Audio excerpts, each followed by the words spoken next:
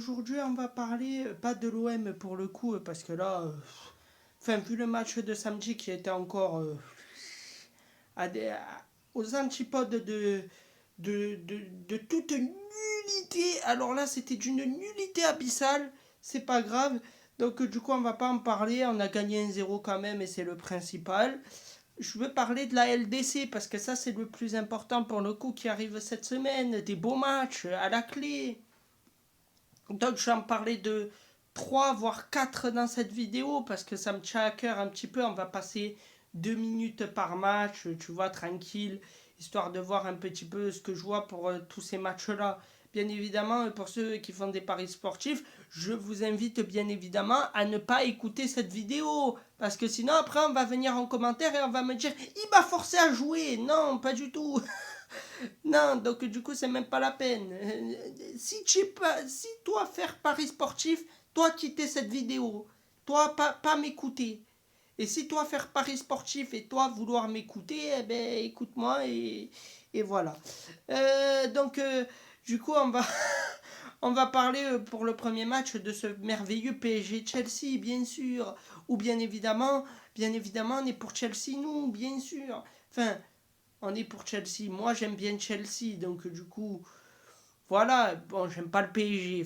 Force est de constater que oui, j'aime pas le PSG. Mais bon, si le PSG passe, c'est pas non plus immérité parce que c'est la meilleure, c'est l'équipe championne d'Europe. Donc du coup, tu t'attends à ce qu'ils battent tout le monde, ce qui est logique. Mais face à une équipe de Chelsea, justement, qui a des bons joueurs, surtout qui a une stabilité au sein de son groupe. C'est pas pareil que l'OM. Hein. L'OM, eux, leur stabilité, c'est vendre des crêpes à, à la commanderie, tu vois. C'est ça, nous, notre stabilité. Donc voilà. Voilà, moi ce que je vois entre Chelsea et le PSG, c'est-à-dire un match aller plutôt très porté sur intensité, rythme, tout ça, je peux voir un 3-3 entre les deux équipes au match aller, hein, c'est pas déconnant. Hein. Ça peut arriver, hein, parce que Paris a de la vitesse devant, ils ont quand même, qu'on le veuille ou non, de la qualité au milieu, et une défense qui en ce moment prend tempête, donc du coup, et avec une équipe de Chelsea très physique et tout, et avec aussi des bons joueurs devant, et ben, 3-3, c'est pas non plus scandaleux pour un match aller, je parle. Après, pour le match retour, ça peut se jouer en 1-0, tu vois, Chelsea ou 1-0 PSG. Tu vois, parce qu'il y a aussi des matchs importants en Ligue 1 et en Première Ligue pour ces clubs-là, parce que Chelsea va chercher bien sûr une meilleure place que juste une Europa League. Et Paris qui va essayer de conforter sa première place, car Lens, mine de rien, est à un point. Donc voilà, pour moi, je vais donner je vais donner Chelsea vainqueur sur l'ensemble des deux confrontations, mais avec un écart, genre tu vois, un petit 4-3 sur l'ensemble des deux matchs, ça serait pas déconnant. Voilà. Bon, deuxième match, bien évidemment, comment on peut pas parler du vieux couple? Comment on peut pas parler de ce match historique? Real City. Alors pour moi, ça va être très clair. Je vois pas comment le Real y passe. Déjà, on va être honnête, je vois pas comment le Real y passe. Déjà, avec un match aller sans Rodrigo, sans Mbappé, sans Bellingham, tu passeras pas. Hein. Enfin, ou alors tu as un Vinicius en feu, il éclate tout, et dans ce cas-là, peut-être, hein, Bélec, mais à mon avis, ils passeront pas. Pourquoi? Parce que cette équipe du Real, elle est fragile défensivement, fragile offensivement, fragile au milieu de terrain, fragile de partout en fait. Il n'y a que le gardien qui est bon dans cette équipe. C'est catastrophique ce que je dis, mais c'est une réalité. Face à une équipe de City qui, offensivement, ça va, défensivement, bon, on va dire que quand même ça reste ok, ça reste correct, et une équipe au milieu de terrain qui commence à retrouver, tu vois, un peu de jeu, un peu d'allant avec un Ryan Cherky qui est toujours aussi bon. Voilà. Donc pour moi, oui, City vainqueur sur l'ensemble des deux confrontations avec un petit 3-1 City sur l'ensemble des deux confrontations, tu vois. Genre là, typiquement, Real City, c'est au Real, je vois un match nul un partout parce que je vois pas non plus le Real prendre 3 buts chez eux. Ça serait très très débile. franchement. Donc, bon, après, ça peut arriver, hein, mais j'y crois pas. Tu vois, un petit nul, un partout, et puis 2-0 retour pour City, c'est pas déconnant. Et bien sûr, le dernier match dont on va parler pour cette Ligue des Champions, bien évidemment, enfin, c'est huitième de LDC, c'est bien sûr Newcastle face à Barcelone. Barcelone qui a failli nous faire une remontada historique contre l'Atlético de Madrid. Franchement, le Barça, c'est une des équipes qui a fait le plus de remontada, je pense, dans son histoire avec le Real. Donc, franchement, on est sur voilà, des équipes qui. On est sur deux équipes comment dire, qui sont construites pour jouer vers l'avant. Par exemple, tu regardes Newcastle, c'est pas une équipe qui est faite pour jouer derrière, hein, tu le sais direct, tu le vois direct. C'est une équipe qui est faite pour aller vite vers l'avant, en fait, pour exploser.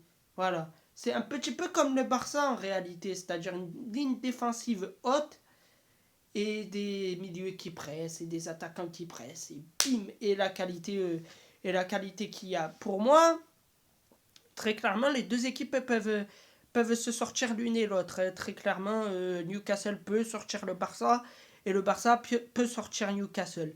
Mais pour moi, celui qui a plus de chances de sortir sur ce match-là, je vais en surprendre certains, mais c'est le Barça. Pour moi, le Barça, il y a possibilité que huitième et après c'est fini. Voilà.